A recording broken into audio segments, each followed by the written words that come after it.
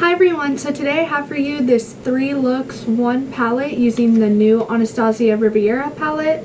This is a more colorful palette. I'm not going to do a whole review, and this isn't a first impressions, but I do want to touch on a few things before I get into the look so you can see sort of why the shadows are performing the way they are. Overall, I do really enjoy this palette. However, I did notice that a lot of the shades were kind of patchy, or I had a little bit more of a difficult time with compared to the other Anastasia palettes. I think this leans a little bit closer to subculture than, let's say, modern Renaissance. It's not as bad as subculture. I enjoy subculture, but it does take a little bit of working with to be able to get it to work correctly, and that's kind of what I found with this palette. The main shades that I found that problem with were Candice, please don't clock me, but I did have a difficult time with this purple shade, and it also did stain my eyes. Now you can see in I believe the second look that I did have a really difficult time building it up and getting it to be a smooth opaque color. It's either it would be really patchy or it would really shear down a lot. So it did take me quite a bit of time to get this shade to work. And again, I did experience staining, which I never have with the purple shade, but it is more of a magenta, so maybe that's why. I also experienced staining with the shade Bahamas. I didn't have a problem building this color up. It was very opaque right from the get-go. I was able to blend it out easily, but that's really the only problem. Now that does come with most pink shadows. Sometimes you can get around it, but I didn't with this one, so that's something to keep in mind. And lastly, I did experience some patchiness with the shade Palm, which I was not expecting from a brown shade. It did take me quite a bit of time to build this shade up without it being patchy and gross. Once I did build it up though, I was able to get it to be quite smooth, as you can probably see. So that's where I kind of experienced it being like subculture.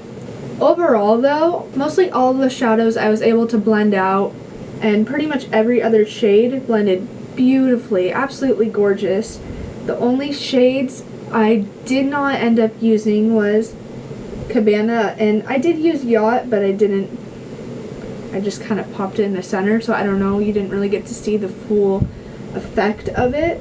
The shimmers were a little bit flaky, chunky, kind of, but I also experienced all Anastasia shimmers to work that way now. The only ones that I don't experience to be like that is the ones in the Modern Renaissance palette, but I also bought that when it first came out, so who knows if maybe like they changed the formula or something. I do really enjoy Anastasia shadows, but I would be lying if I didn't say that they didn't take some working with. I think they come out with awesome pigmented formulas and a really wide range of shades. You're not just getting your everyday neutrals.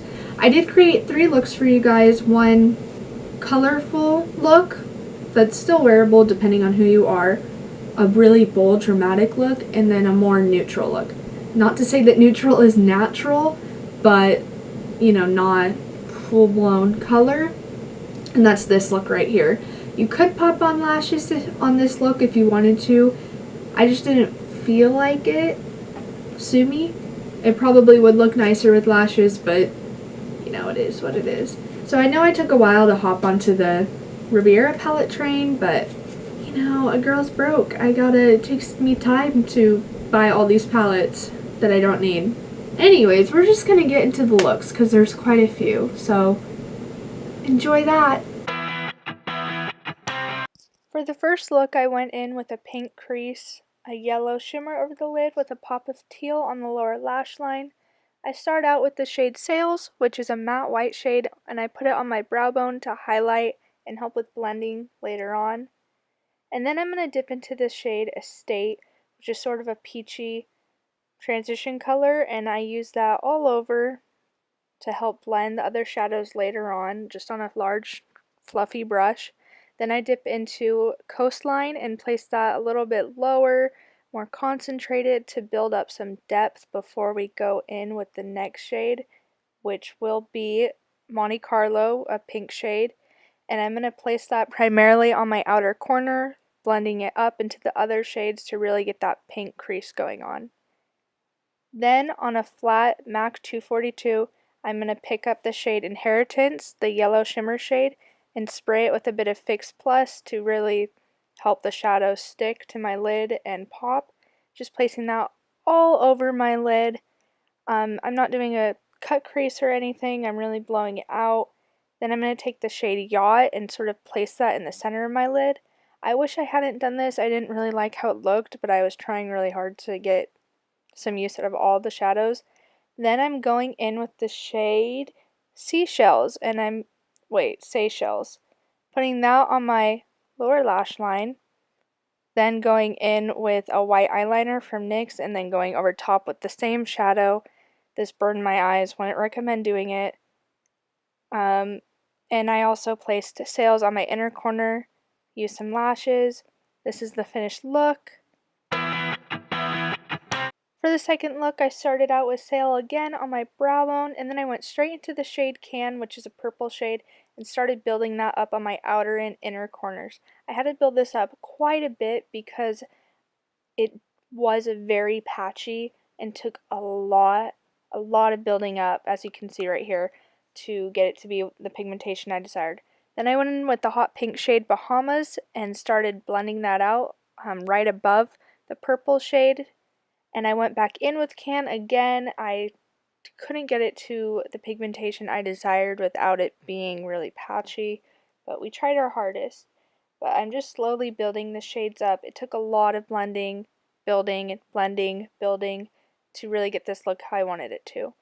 I went in with the shade Monte Carlo and Estate mixed and blended above the hot pink shade to help blend some more. Went in with Sails and just help again diffuse the shade. A lot of blending. I went in with the same shades under my eyes and just repeated what I did on the top on the very bottom. And don't be afraid to make this really smoky, blown out, and dramatic. Yeah, as you can see, I'm just smoking it out. I'm really building up the colors.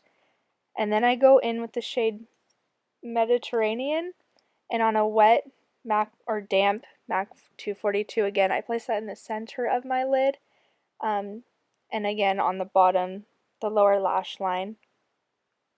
And I'll just diffuse the color a bit more. And I believe this is the shade Palermo. It's there. I went in with the Hourglass tight lining eyeliner, made this really smoky and dramatic, and then I believe, I went in with the same liner and then I smoked it out. I think I'm using a black shadow, I'm pretty sure, to help with that. And then just for some added color, and this is really blurry, I went in with the MAC Pigment Reflex Teal mascara, lashes, and this is the finished look.